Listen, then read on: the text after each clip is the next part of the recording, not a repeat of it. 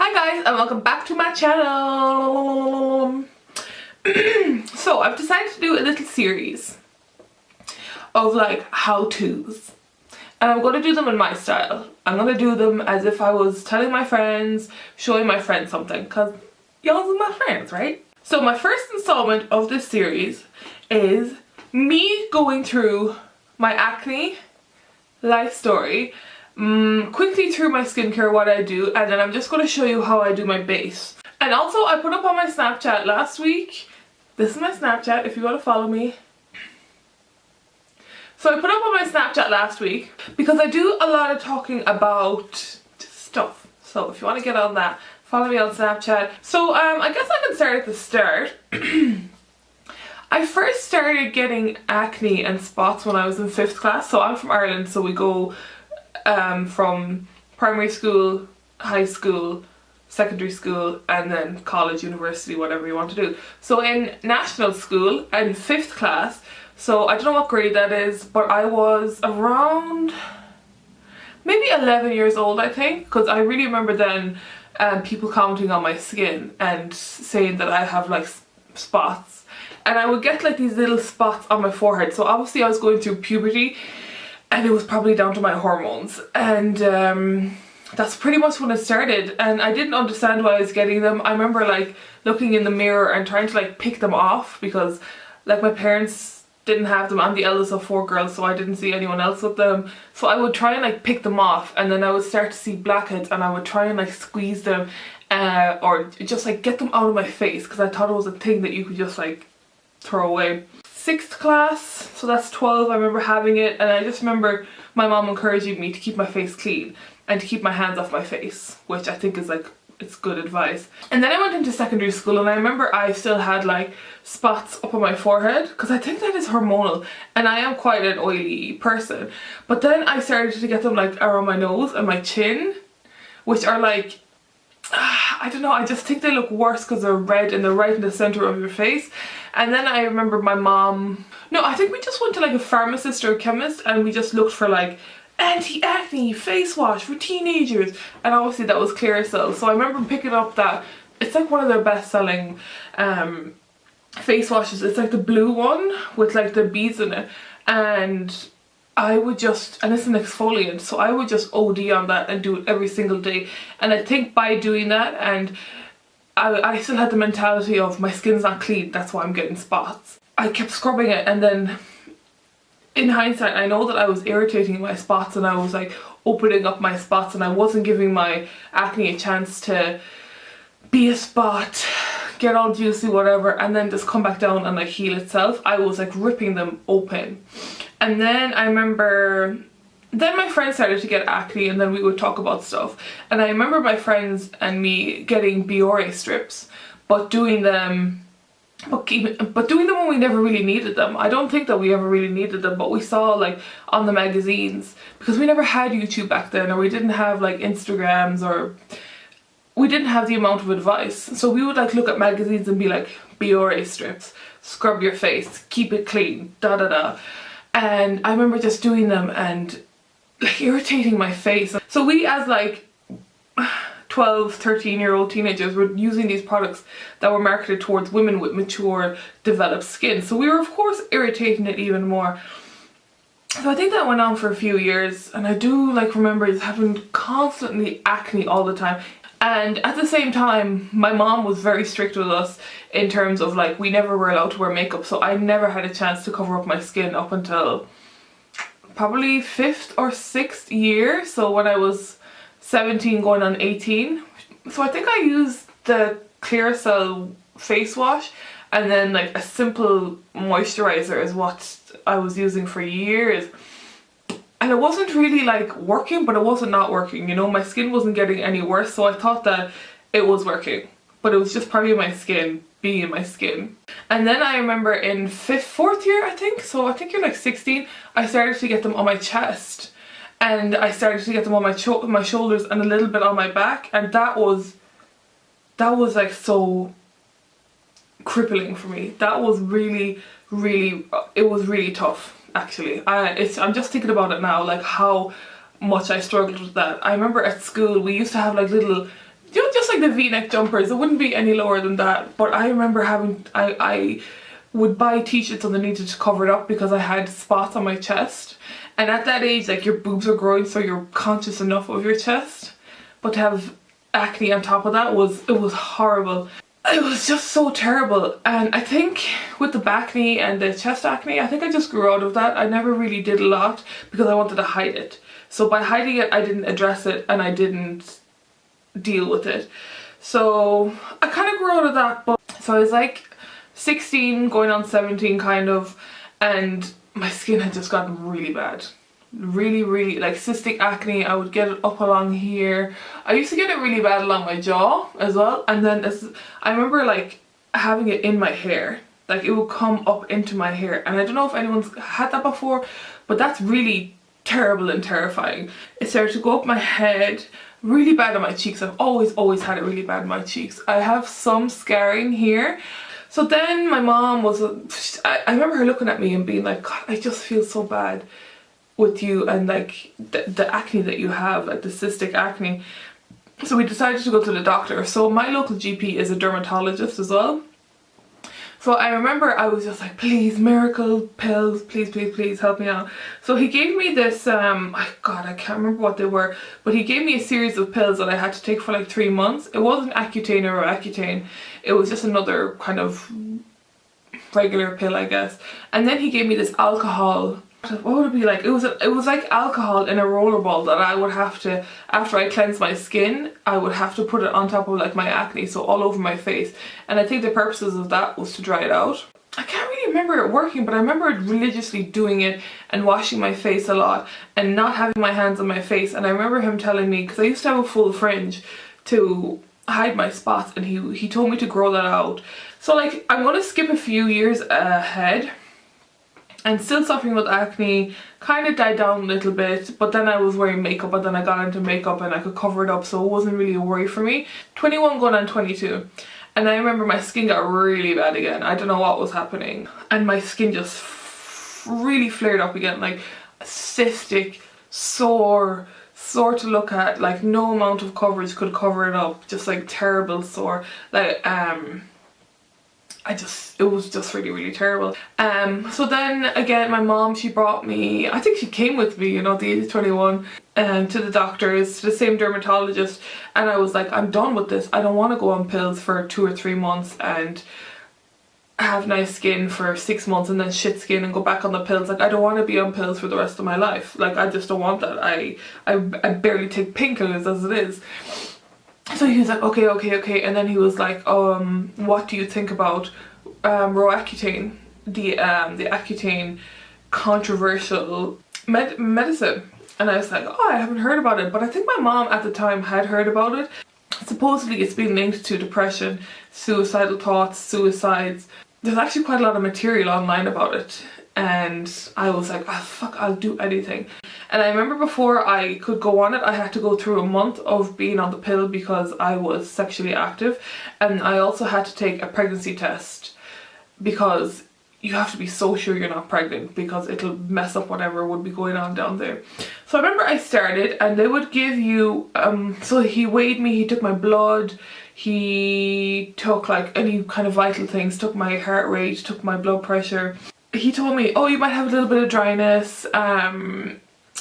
He didn't tell me anything about it affecting my mood or my personality. I think after like 1 week or 2 weeks of using it, I saw the side effects. And fuck me, it was not what he had warned me about. I had developed severe dandruff. Like, you could peel off a layer of my skin, how bad the dandruff was. And I have like dark enough hair so you can see it, so you could see it straight away, and it was especially bad around here. Of course, like, it had to be bad where everyone could see it. I started developing like I remember like really crusty lips where I could physically like pick off flakes, but in my nose was so dry that I would have to like get a chapstick and like stick it up there. Around my nose was really dry. Here. That is the goal. That's what Roaccutane is supposed to do. I think it's supposed to like basically kill off the oil glands in your face, so your face is dehydrated. So I had a job, I had a new boyfriend, I had new friends, everything, so I was really social. I remember going out and having a couple of drinks and I would puke every single night. I wouldn't even have to get drunk, I would just have to have had like 2 or 3 beers or 2 or 3 ciders, and I would like puke straight away. Like and it really affected my mental health and my state of thinking. I was really negative. I was really down all the time. I was really sad, and this is another side effect that I wasn't warned about, but it is like well known about it online. I totally lost any sex drive that I had, but I had really weak nails, super weak nails, and also I had quite a lot of bleeding from my gums. I had loads of ulcers, mouth ulcers, so that was just absolutely terrible. My parents had seen what was kind of going on and realising how I wasn't okay. And I remember my dad finding articles in the paper, like in the current paper, in the current news, about I think a suicide that happened in England about it. So we were super shocked, and I think we decided together to stop doing it because it was just affecting me in a way for months and months. I'd say for about a year I was still getting sick while I was drinking. My sex drive was still affected. I think it has permanently affected my sex drive. So I'd say it took a year for all of the like non-physical stuff to kind of get normal again, and then it took 2 or 3 years for my skin and my dandruff to kind of get normal again. So I haven't taken any more medication since then, but what I have done is invested in my skincare. I'm starting to like break out again here, and my skin hasn't been this bad in about 2 years. I can zoom you in, apologies in advance. So this is what my skin looks like now. This is the worst part. I always have really bad acne on my cheeks and up here. So these are mostly kind of dead ones. I've got a new guy here and they're quite itchy and really sore. So around my chin is fine. I do get a lot of redness around here, and then I have like a few here. Like these are all like old spots, so there's no new ones. And with my forehead, I usually don't get spots on my forehead ever, but I think because of stress and getting jobs, I have these 2 guys here, but like they're gone too. But if you're interested, I have all of my most of my skincare right here, and I can show you. So this is my gel cleanser that I have. So this is the gel cleanser that I have right now. I'll link everything down below so you can see it properly. So this is the La Roche-Posay Purifying Foaming Cleanser. So this is soap free, paraben free, pH balanced. It's for acne prone skin, and I absolutely love it. Now this is a little bit more expensive. Maybe it's under 20 euros, I forget, because I got it in Canada. So I've had this for 6 months and I'm only just kind of getting low. So maybe in another month I'll have to buy it. But it's really nice, really foaming, and it's really good at taking off makeup. And it doesn't irritate my skin whatsoever. So huge fan of this. So I do tone every single day, and I tone for 2 reasons: to take off like all the extra deep dirt, and I tone to like close the pores. Yeah, so this is the Vichy toner, and I have a little bit left, but this I'd say has lasted me 3 or 4 months. It's really nice. I've used loads of toners before, but they've left my skin really red. So because this is for sensitive skin, it really works, and it does like tone my skin. I feel really good after it. So this is the oil that I use. So this is the Palmer's Cocoa Butter Skin Therapy Oil, and this is made specifically for the face. So this this has vitamin E in it, which is great for scarring. It's really a great ingredient for your skincare. It has retinol too in it, which I think is good for anti-aging. I'm not exactly sure. And it has vitamin C, which is really great for just like a good look of your skin. And also it has cocoa butter and all that kind of really lovely stuff in it. So it comes in a little, so it comes in like one of these little pouders. So you feel like you're doing a science experiment every time you put on your face. But I put like half a vial on my face every single night, and it really helps out my skin. It's not really oily or greasy or anything. So this guy is between 16 and 12 euros. I'm not sure, but I got it in Boots. And actually the rest of this stuff you could all get in Boots. So for day moisturizers, I have this bad boy. So this is the Yes 2 brand, which I kind of like, and this is the Yes 2 Cotton. So this one is one for minimizing irritation, and I think it also has something in it that protects you from like polluting stuff that's in the air. It doesn't have any scent on it. It's really, really gentle. You put it on your skin and it soaks up straight away. For like cleansers to take off my makeup, if I'm honestly feeling lazy and I don't want to scrub my face, I use this one. So this is the Garnier Micellar Water, but this is the one with the oil. Like, can you see the oil layer there? So this is for like dry and sensitive skin, but I just like the sensitive skin part. And this stuff is actually great, but this is really, really, really, really, really great at getting off makeup. Any type of makeup, waterproof, really, really good. It kind of stings my eyes a little bit, so just I use less on my eyes, but you just mix it up like this and you put it on a cotton round and it takes everything away, and it's not greasy. I know it's got oil in it, but it's not greasy at all. So yeah, I kind of like to keep my skincare simple, and if I ever want to exfoliate, I do it with exfoliating gloves, just because I don't want to be adding too much into my skincare regimen, because for me I think more is too much, you know, so I like to keep it simple. These are stuff that I know really, really works. So yeah, that's kind of like my skincare, my acne journey that I went through and still going through. I've now gone through teenage acne to like regular acne to adult acne, but it is getting better now. I would like for you to leave your favorite face products to use for acne prone skin, like something that I haven't mentioned that you're like, it's kind of just a bomb and it's brilliant and it really, really helped me out. And also any tips or tricks that you've learned along the way, you've learned during the years. Like my number one tip is don't squeeze your spots.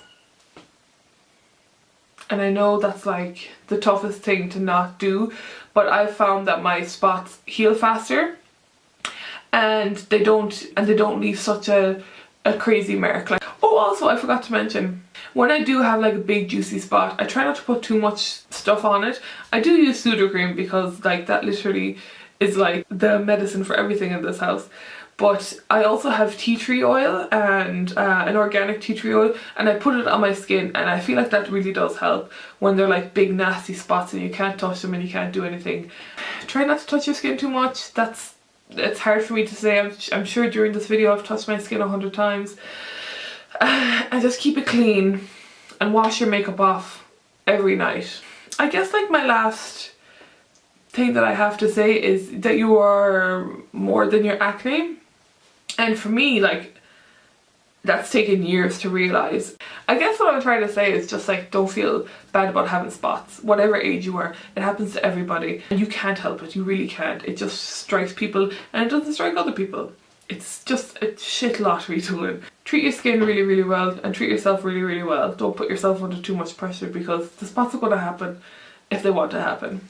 Okay? Don't let that hold you back from doing anything. There is always makeup if it really helps you and your confidence, and don't be ashamed to wear makeup and to need it for confidence, because I do it.